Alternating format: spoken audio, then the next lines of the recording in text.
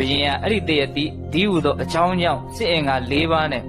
အဲ့ဒီတရပင်ရှာပုံတော်မြစ်ဖက်မှာကြာနေတဲ့အကိုင်းကအသီးတွေအကုန်လုံးကိုဖျက်ဆီးခိုင်းတယ်နုနုလေးတွေကစအကုန်ဆွတ်ပြစ်အရွက်အပွင့်တွေကစရွက်ဆွတ်ပြစ်အသီးဖြစ်မှမြင်လဲဆွတ်ပြစ်အကိုင်းတွေလည်းချိုးအဲ့ဒီမြစ်ဖက်မှာတိတ်ပြီးတော့တရတိမှဲ့လို့ကျွေးကြသွားလို့မြေကြောင်းရှောင်မျောသွားလို့လူတွေကစားရရင်အလွန်ကောင်းတဲ့အသီးဖြစ်တဲ့အတွက်ကြောင့်လူတွေလာပြီးတော့ရန်ရှာမှာဆိုလို့ဘုရားလောင်းအဲ့ဒီတိုင်းခိုင်းသူ့ရဲ့လက်အောင်ငယ်သားတွေအဲ့ဒါတစ်နှစ်မှာတော့ဒီတရတိတည်းကခါချင်းတုတ်ထဲမှာရှိနေသူတို့မသိဘူးမဖြက်စည်းမိဘူးပေါ့နော်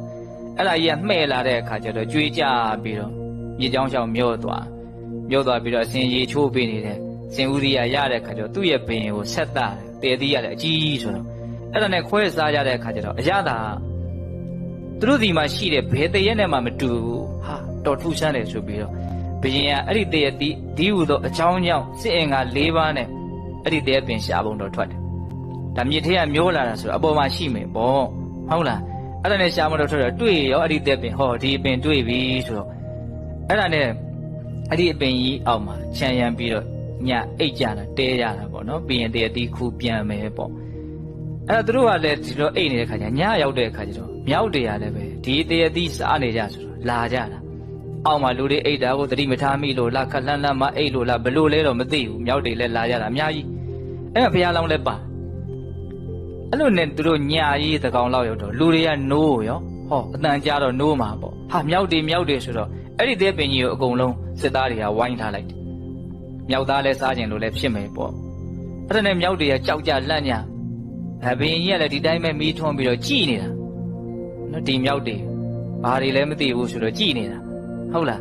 အဲ့အကုန်လုံးကြောက်ကြလန့်ညသေပေးနဲ့တွေ့တဲ့ခါကျတော့မြောက်တွေကဘယ်မှလည်းပြေးမရဘူးစစ်တပ်ကဝိုင်းထားစစ်သားတွေကဟုတ်လားအဲ့ဒါနဲ့ဘုရားလုံးက